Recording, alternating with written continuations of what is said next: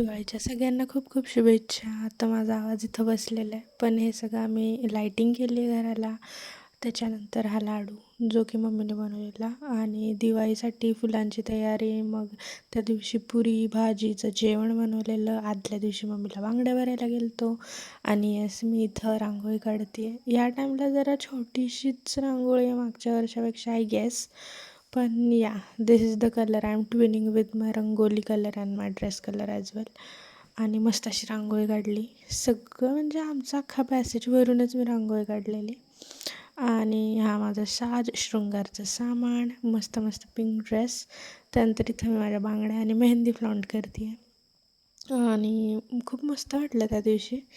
टेरेसवरती गेलो, मस्त सनसेटच्या टाईमला फोटोज काढले, एन्जॉय केला आणि खूप छान होतं. मग ही सेंटेड कॅन्डल गिफ्ट केली ती पप्पांनी मम्मीला ॲक्च्युली. आणि इथं मी ते लक्ष्मीपूजनसाठी बनवतो ना आपण त्याचं लोटस, ते बनवत होते कॉईन्सवालं. हे आमचं लक्ष्मीपूजन एकदम क्विक वन. ओके, सो ह्यावर्षी लक्ष्मीपूजनला एकदम थोडा जास्त वेळ लागला मागच्या टाईमपेक्षा, but it was feeling so much good at that time. एकदम पॉझिटिव्ह फील होत होतं. खूप मजा केली. खालती गेलो, गाड्या वगैरे पुजल्या. फटाके तर आम्ही फोडत नाही, सो ते तर काही केलं नाही, पण लक्ष्मीपूजन खूप छान झालं. जेवण केलं मस्त त्या दिवशी. आणि मेन म्हणजे रांगोळी, माझी रांगोळी मेन, जी की मी रात्री त्याचा व्हिडिओ घेतला तेव्हा सगळ्या बनत्या मुजलेल्या होत्या. बट या, आणि मस्त होती रांगोळी, सगळ्यांना खूप आवडली. अख्खा पॅसेज भरून काढलेली.